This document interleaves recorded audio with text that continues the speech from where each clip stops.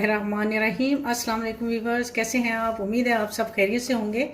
आज मैं फिर एक नई रेसिपी लेकर आई हूँ आपके लिए। आज मैं क्या बनाने जा रही हूँ, गेस करें आप लोग।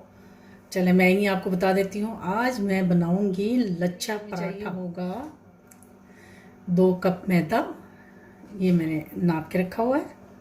ये 1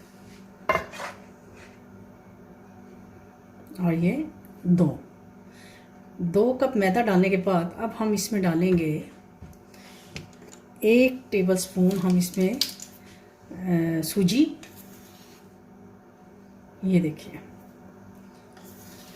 और एक यानी कि फी कप के हिसाब से अगर आपने जितने कप मैदा डालना है उस उतने ही टेबल स्पून आपने इसमें सूजी के डाल देने। जैसे मैंने इसमें 2 कप मैदा लिया है तो 2 टेबल स्पून सूजी। और फिर हम डालेंगे इसमें नमक, डालेंगे हम ½ टी स्पून। फी कप जो होगा ½ टी स्पून होगा नमक, या आप अपने टेस्ट के हिसाब से भी डाल सकते हैं। तो मैं इसमें डालूंगी 1 टेबल स्पून। ऑयल इसमें जाएगा 1 टेबल स्पून के बराबर। हमने इसमें 2 टेबल स्पून डालनी है क्योंकि मैंने 2 कप मैदा लिया है, तो 2 टेबल स्पून डालेंगे। मैं अंदाजे से डाल रही हूँ, आप अपने नाप के डालिएगा।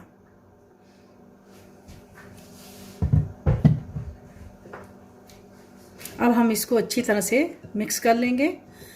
और हमने जो ऑयल इसमें डाला है उसको हमने इतना यकजां करना है कि हमारा जो आटा हो बिल्कुल हमारे हाथों पे ऐसे चिपकने लग जाए। यानी कि इस तरह अगर हम करें, ये अभी सही मिक्स नहीं हुआ, लेकिन जब हम इसको अच्छी तरह मिक्स करेंगे तो फिर आपको मैं उसकी शक्ल दिखाती हूँ। ये देखिए हमारी मुट्ठी ऐसे हो रही है, ये देखिए। इसका मतलब है हमारा जो आटा है वो जो ऑयल है हमारे आटे में बिल्कुल वो, उससे हम इसको गूंदेंगे। हमारा जो आटा है वो बिल्कुल रेडी हो चुका है। अब हमने इतना हमने पेड़ा लेना है और अब इसका पहले पेड़ा बना के इसमें हल्का सा हमने घी लगाना है।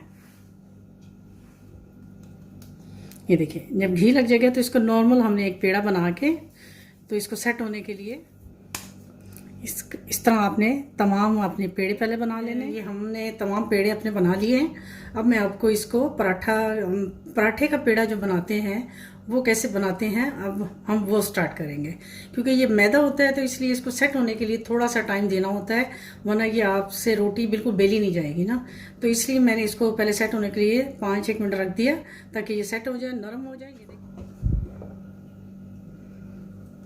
ये देखिए मैदे से ये होगा कि आपका पराठा जो होगा वो बहुत क्रिस्पी बनेगा इसके छिड़कने से।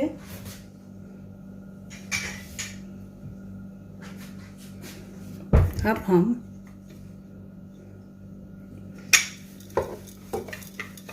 इसकी पतली सी रोटी बना लेंगे। इतनी आपने पतली सी रोटी बना लेनी है। अब हम इसके ऊपर लगाएंगे ये अपना घी, या बटर भी लगा सकते हैं।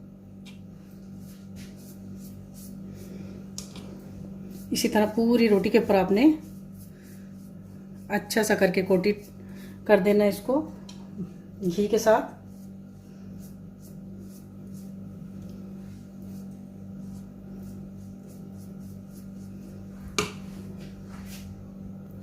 अब हम पिज़्ज़ा कटर के साथ हम इसको बारीक बारीक इसके ऐसे करके पट्टियाँ सी काट लेंगे, बिल्कुल बारीक।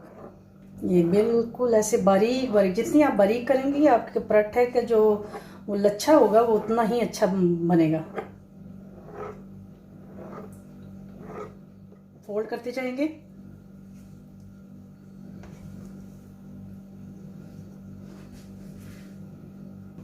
ये देखिए ऐसे हमने फोल्ड करने के बाद अब इसको एक हाथ में ऐसे पकड़ना है और दूसरा सिरा उसका दूसरे हाथ में पकड़े इसको उसको टर्न करना है। ये देखिए बिल्कुल ऐसे यूं करके 2 उंगलियों के बीच में हमने इसको ऐसे करना है। फिर एक और दफ़ा ट्विस्ट करेंगे और फिर हम नीचे से इसको ऐसे लेके आएंगे। आपने यूं करना है ऐसे, यूं करके। और ये देखिए हमारा पेड़ा कितना अच्छा हो गया। अब मैं आपको पराठा बना के दिखाती हूँ। ये बिल्कुल ऐसे बारीक बारीक, जितनी आप बारीक करेंगी आपके पराठे का जो वो लच्छा होगा वो उतना ही अच्छा। ऐसे ही फोल्ड करते जाएंगे।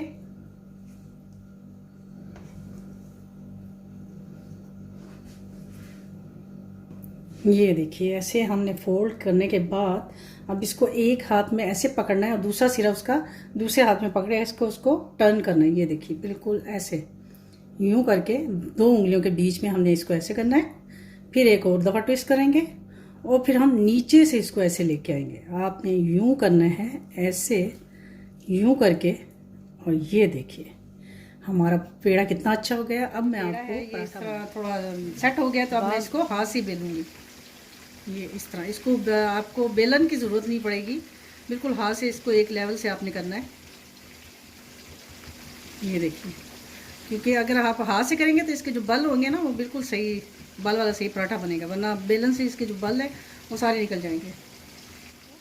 इस तरह करके तो ये इसमें डालेंगे। अब इसमें आप इसको थोड़ा सा फैला लें ताकि ये, क्योंकि ये मैदा है तो ये थोड़ा सिकुड़ता है, तो आपने इसको थोड़ा थोड़ा सा फैला लेना है ऐसे ऐसे। हल्की आंच पे आप बनाएंगे तो ये बहुत क्रिस्पी बनेंगे। जी ये हम इसको ऐसे इस पर थोड़ा सा लगा देंगे ताकि ये नीचे से भी गोल्डन हो जाए ना। ये देखिए कितना अच्छा इसका कलर आया है लाइट। हम इसको हल्की आंच पे बनाएंगे तो इसका कलर बहुत अच्छा आएगा। देखिए और इसके बल आप देख लेंगे कितने अच्छे बल इसके आए हैं, लच्छे इसके। इसी तरह हम दूसरी साइड से भी ये और घी जो है हम इसको लगा